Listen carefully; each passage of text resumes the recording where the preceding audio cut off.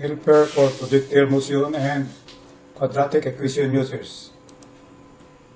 This application solves projectile motion problems when a body slants at certain angle from the horizontal and hit the ground at the same level of the launching position. It can also solve projectile motion problems when the body slants at certain angles from the horizontal and hit the ground at lower elevations from the launching position.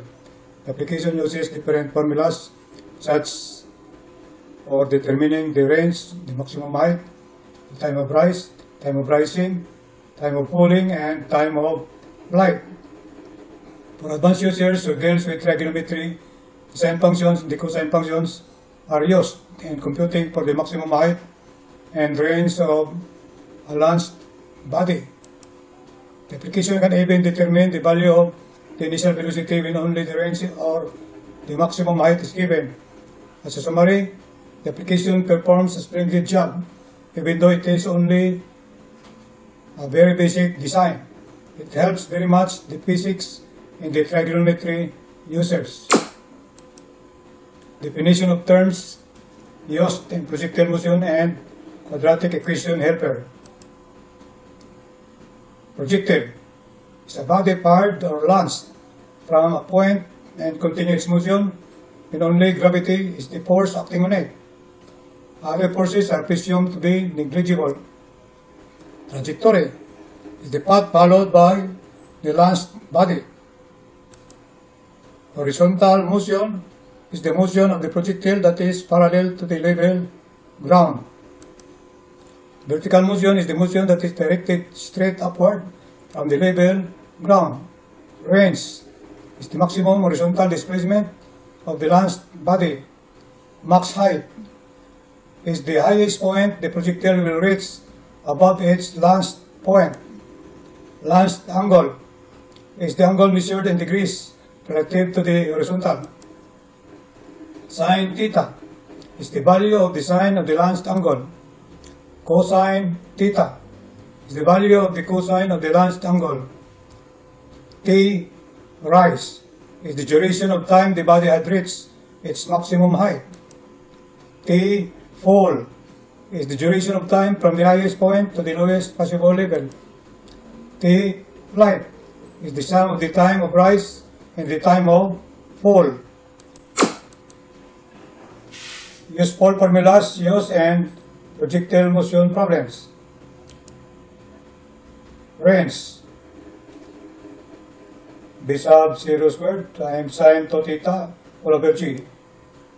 T fall is the square root of h plus max height all over 0.5 g. Max height quantity b sub 0 times sine theta quantity squared all over 2g. B sub 0 y is equal to b sub 0 times sine theta. T rise is equal to b sub 0 times sine theta all over g. B sub 0 x, or the initial horizontal velocity, is equal to the b sub 0 times cosine theta. T flight is equal to the time of rise plus the time of fall. These 7 formulas are very useful when you are solving word problems involving projectile motion. The theta symbol, we have theta, theta, theta, theta, theta. Represent the launch angle and degrees. B sub 0 is the initial velocity. B sub 0, B sub 0, B sub 0 y. And B sub 0 x is the initial horizontal velocity. The value of small g is 9.8 meters per second squared. The user interface after starting the application. When the application starts, the user interface is made up of 4 unfilled yellow input boxes. Here, look at this. These are the 4 input yellow boxes. And I filled this already for you. B sub 0, theta, g, that's 9.8, h is 0. Then, the zenith value here is shown at the output white box. It is 5.10, 20 meters. I filled the 4 yellow input boxes with 20 meters per second. Theta, 30 degrees. G is 9.8 meters per second squared. And H equals 0. If you are wondering why the other output white boxes are still blanks, it is because I purposely disabled them. Computing for the range by using the formula of range is equal to base of 0 squared times sine to theta all over G. So this we filled the 20 meters per second. The square of that is 400. The sine of 60 degrees, that is 2 times 30 degrees, is 0.566025. And G equals 9.8 meters per second squared. In the calculator, the answer is 35.3459. This was rounded to 6 decimal places, but the application only round up the answers to 4 decimal places. That is 35.3480 meters. Here, 35.3480 meters. These are the input yellow boxes. And the range was shown here, 35.3480 meters. So this is the formula. Computing for the range by using the formula of range is equal to b sub 0 times cosine 30 degrees times t flight, or the time of flight. The figure below, b sub 0 is 20, theta is 30, g is 9.8, h equals 0. By substituting the values to the formula, we get 35.3476 meters. This is from the calculator, but this program outputs the range to 35.3480 meters. The other input input white boxes well, time of rise, time of fall, time of flight, zenith, range, y max. So you have the compute button, receive button, create button. Computing for the range by using the formula of range equal to b sub 0 squared times sine to theta all over g. The user can change the value of capital H from 0 meters to any desired value. The range, the second output increases because the time of flight also increases. At an elevation of 0 meters, the time of flight is the sum of the equal time duration of 1.024 seconds. Because of symmetry, the setup is no longer symmetrical when the launching position is at a higher elevation of 10 meters. Time of falling is greater than the time of rising. So time of falling, this is still 0. So they are equal because this is symmetrical.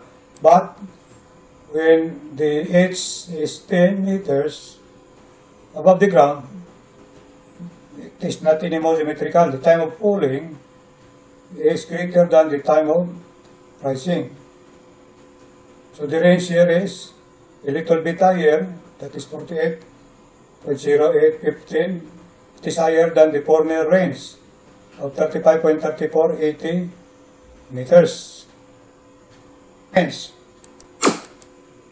computing for the value of maximum height by using the formula of maximum height is b sub 0 times the sine theta quantity squared all over twice the value of g. When h 0 meters from the ground, the time of rising is equal to the time of falling.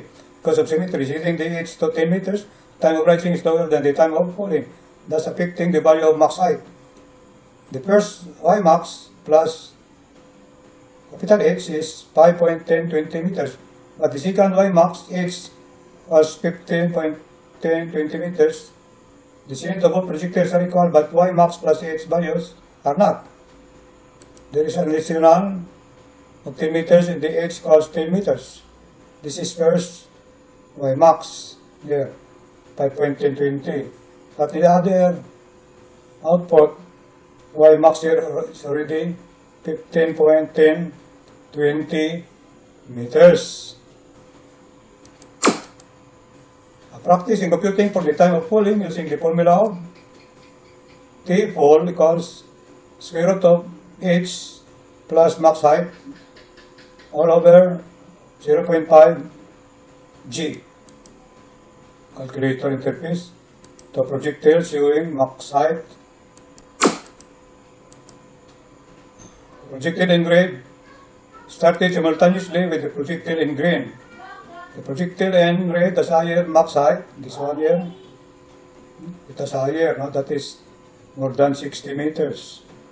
And the projectile in green has a lower max height, so almost 35 meters. And these are the number of seconds, that is the x-axis. Enlarged view of the graph in the previous slide. Step use on how to compute for the value of the T-fall using the formula T-fall equals the square root of h plus max height all over 0.5 g. Example number 1, capital H is 10 meters, CNet equals 5.1020 meters. Step number 1, add the CNet value and 10 meters. So when you add the two, you'll get more than 15. Here, 15.1020 meters. Then step B, divide the result by 4.9 meters per second squared. This 4.9 is 1/2 of 9.8. So, after dividing, this is the result, 3.0820 second squared. Step C, take the square root of the quotient. So you take the square root, you will get a result of 1.7556 seconds, square root of this. Example number 2, h is 5 meters, this is no lower than 10. What will happen to the time of fall? We will see. Add the CNet value and 5 meters. So 5 plus 5, more than 10 only. So that is 10.102 meters. Step B, divide the result by 4.9. So you divide 10.1020 divided by 4.9. The answer is 2.0616 seconds squared. Step C, take the square root of this quotient. So the square root is, the square root of 2.0616 is 1.4358 seconds. That is the time of falling. If you compare, it will take longer to fall from, if it was launched from 10 meters above the ground, and when launched down 5 meters above the ground. There, it's 10. So the time of falling is 1.7556. The other one, h is 5. The time of falling is only 1.4358 seconds. That is the formula for time of fall. Steps used on how to compute for the value of the time of rising. T rise is equal to b sub 0 times sin theta all over g. So the T rise of a body directly proportional to its initial velocity b sub 0. This is directly proportional to this 2. Then inversely proportional to small g. The time of rising at 20 meters per second is higher than the time of rising at 19.6 meters per second. Here you look at this. This angle here, the initial velocity here is 20. The time of rising here is the last column here, 2.040 for 90 degrees. For 30 degrees, that is 1/2. Sin theta is 1/2. So the time of rising is also 1/2. For the initial velocity of 19.6, the time of rising is a little bit lower. Instead of 2.040, that is 2.000. For the 30 degrees, the time of rising is 1.000 seconds, but in this case here, The 30 degrees here is 1.020 seconds.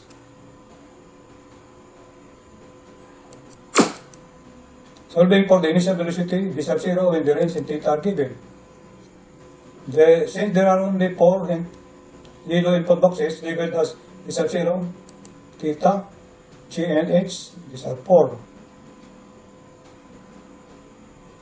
So you do not know v sub 0, it is to be solved according to this. So you do not know this. But you know theta, you know g, and you know h. But you cannot input here if you do not know even one of them. So the range, you know the range.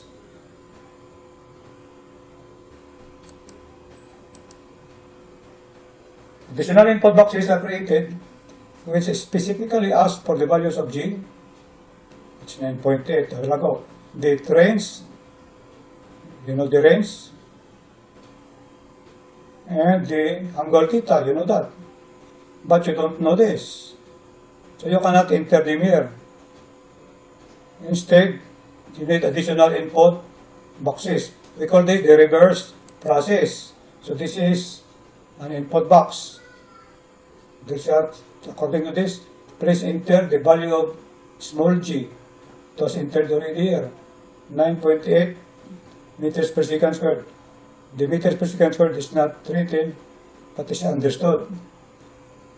Then the other additional input box, please enter the range. So it was entered here as 20 meters. Then the third additional input box, please enter the value of the angle, it's 30 degrees. So what will happen? This is now the output.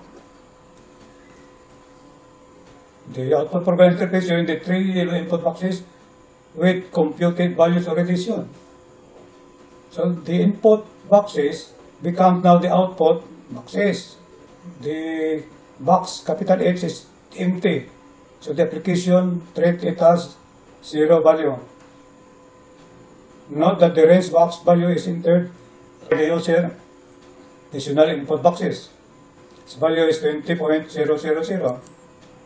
Reverse version, regular version, here. We entered this a while ago. That was placed in the output. But this one here, we did not input them here, no? We input them in additional input boxes, but this port became the output boxes also. This is the regular version. We enter all of this, and the range is not exactly 20. That is 19.9974 meters. It is exactly 20 here because we entered that as 20. And the other input boxes are different from here. There's a little difference, 0.7626. Because all of this were dependent on v sub 0, which we do not know. But the program computed it as 15.043 meters per second. V sub 0x 13.0276, in this case here 13.0285. So there is a big difference. For the others, almost the same.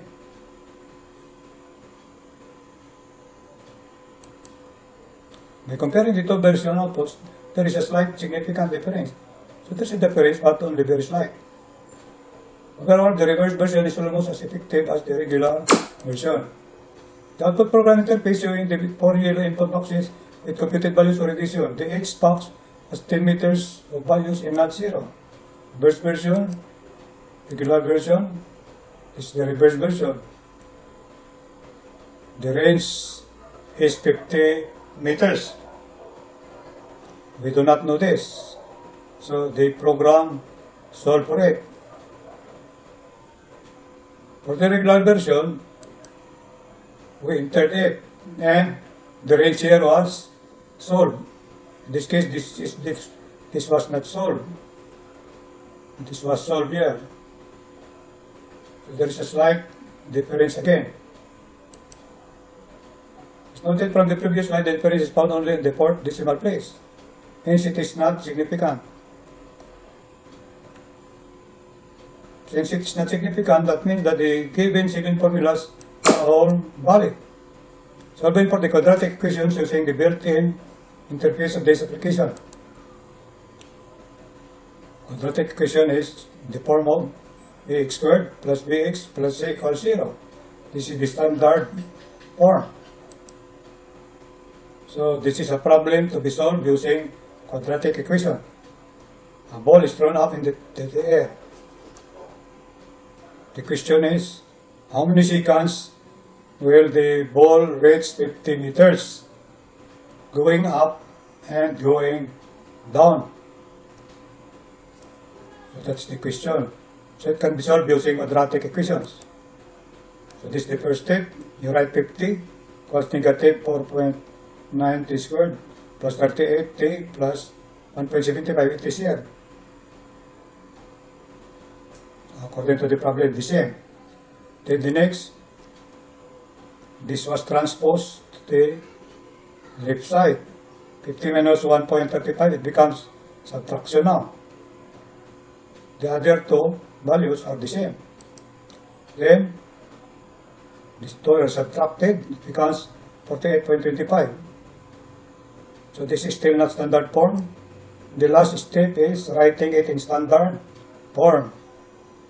This is the A here, this is the B, and this is the C.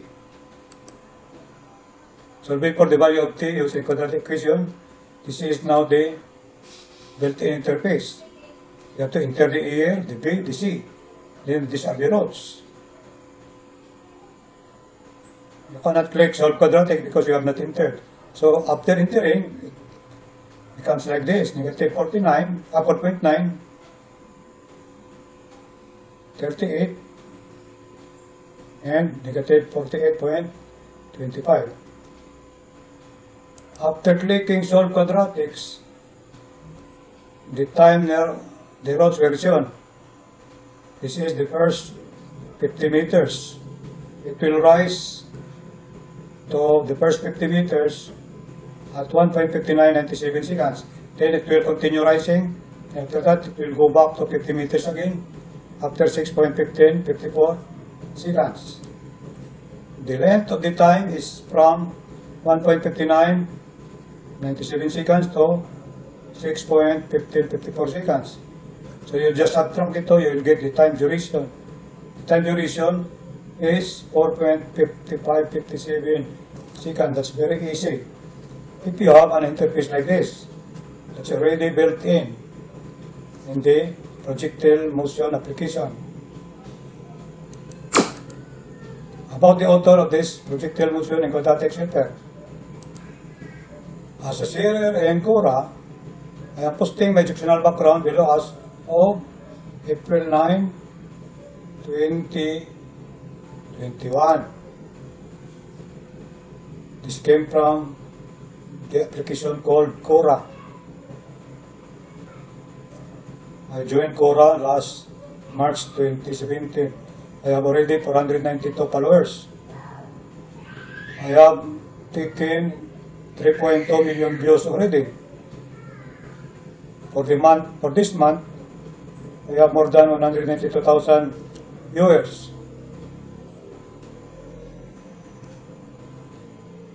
I retired as a secondary school teacher in chemistry and in physics.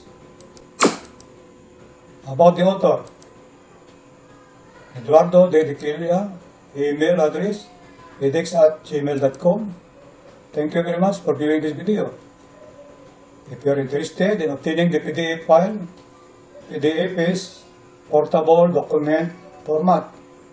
There is no slides and there is no video in the PDF. That is just a reading material for you to read even without internet. So that is free if you send me an email to my email address. Just state your name and email address. Don't forget to state your present status. If you are a student or has already graduated from certain course, if you are presently employed, you state your work. You can follow this format: name, email address, present status. That is if you like the PDF file. But if you don't like, never mind sending me an email. Yes. So, present status, are you a student? Did you graduate already from a course? What course? Are you employed now? Where are you employed? The reason for preparing the portable document format. The only reason for preparing that is if you don't have money to pay for the internet, you just read the PDF format.